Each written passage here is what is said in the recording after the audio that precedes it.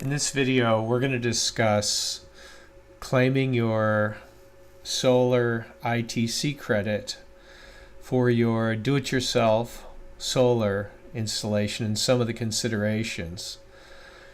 You may want to verify some of this and do further research and talk with a tax professional. So we're going to roll through qualifying costs and non-qualifying cost, and then we're going to discuss the credit really briefly and then do the TurboTax input on the demo. So what we need to do is go through all the costs that we've incurred and break down the qualifying versus the non-qualifying costs. Here's a link in the video that will discuss some of these costs. I just have a few ideas here that I'd like to discuss with you. So certainly the racks, shipping, transportation costs would be included, permits for Southern California Edison and also the local building authorities, panels, wiring, any specialized tools. Now you're going to have to verify that with your tax professional. If there were trees that you had to take down, if there were vents that you had to change their positioning, I would think that those things would also qualify as for the credit. The other thing is that a lot of people do is they'll pay an electrician to do the panel work that they don't want to do themselves, and that may also be part of a larger project that they may want to do extra electrical work in their house, or they may expand their electrical service panel. So the panel work and the electrical work, home improvements, that is allocated to solar versus the non-solar activity.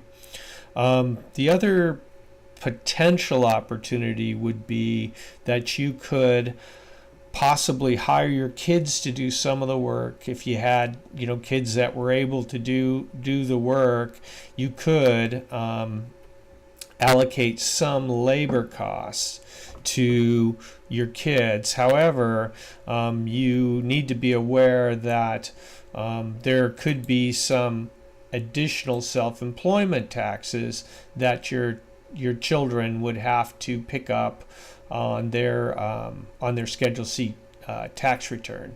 But again, you'd have to consult with your tax professional on that. So as far as the non-qualifying costs, general purpose tools or a new roof, things of that nature.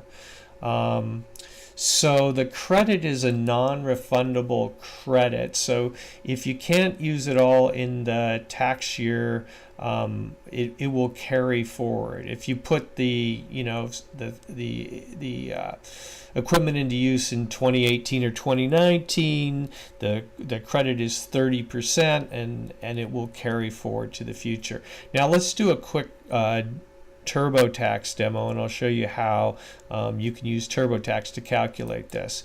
So you go to Personal, Deductions and Credits, and then you say, I'll choose what I want to work on. And here's the section for home energy credits. You just click on Update, and basically you say that you made energy improvements and that the home is yours and it's in the U.S. and the improvements are made to the main home. Now I think it'll also qualify for your secondary home, or some people do it even on their RVs or boats. They weren't related to the main construction of your home. And then basically you I didn't make any improvements to Windows. You didn't receive the home energy in a prior year, and then here's the section that you input the credit, and that is pretty much it. Thank you. Hope you had a good project, or you're gonna have a good project. I hope this helps. Thanks.